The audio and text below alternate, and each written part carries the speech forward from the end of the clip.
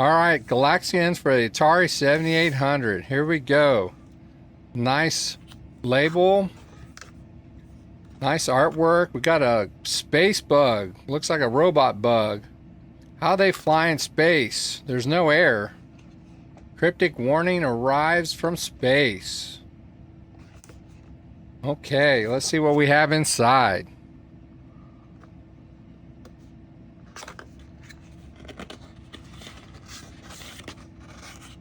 Tough to get in here sometimes. Okay.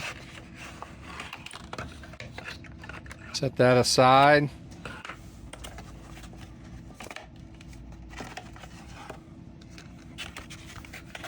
Nice full color manual looks like.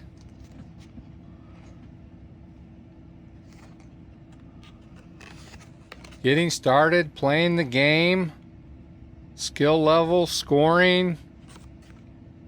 Extra turns. Very nicely done. Let's look at the cartridge.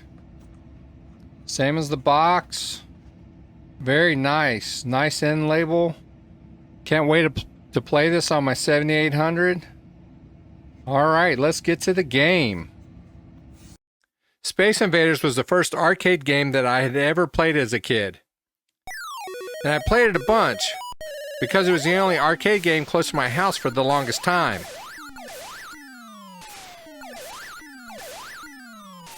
So when Galaxian came out in 1979, to see the different color aliens was a big change.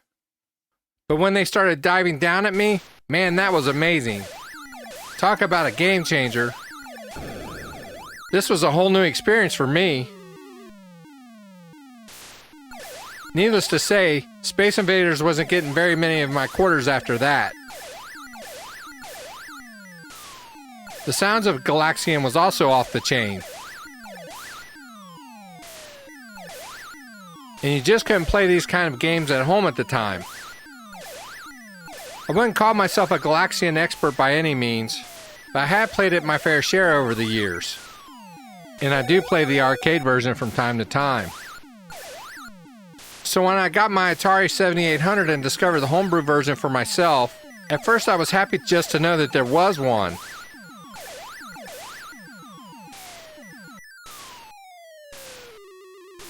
But I didn't expect it to be so much like the arcade version that I had come to know.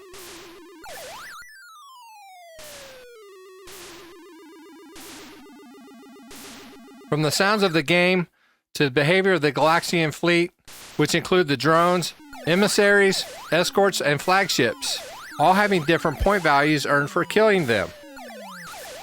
You also get an extra ship at 7,000 points. Another nice touch to the game is that you can change the skill levels from easy to normal to hard. You can also turn on a rapid fire feature, which is a must for me. That's what shoot 'em ups are about, right? I personally wouldn't suggest using the stock Pro Line controller for this game. There's something to be said about pressing down on a fire button, especially for arcade-style games. The side action button concept is something that I just don't like. Being new to the 7800, it's becoming apparent to me that Bob DeCrescenzo is an amazing programmer for the console. His resume is quite extensive and I plan on adding more of his games to my collection.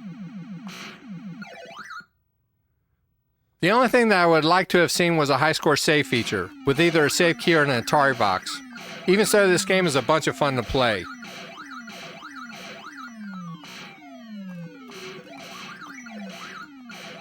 Like I say, I have the arcade version, but I can't play it on a CRT, so playing it on my 7800 setup is more like the arcade experience for me.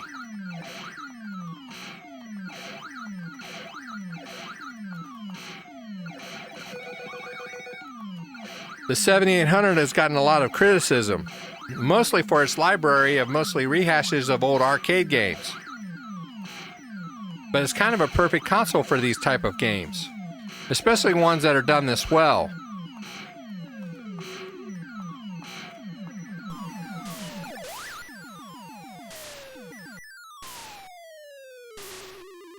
Part of collecting for these consoles and writing these homebrew games are the memories and enjoyments that we had of these older games when we were younger. Personally, I love these older arcade games and love seeing these new ports for the system, and I plan on adding more to the collection. Well, that wraps up my review for Galaxian for the Atari 7800.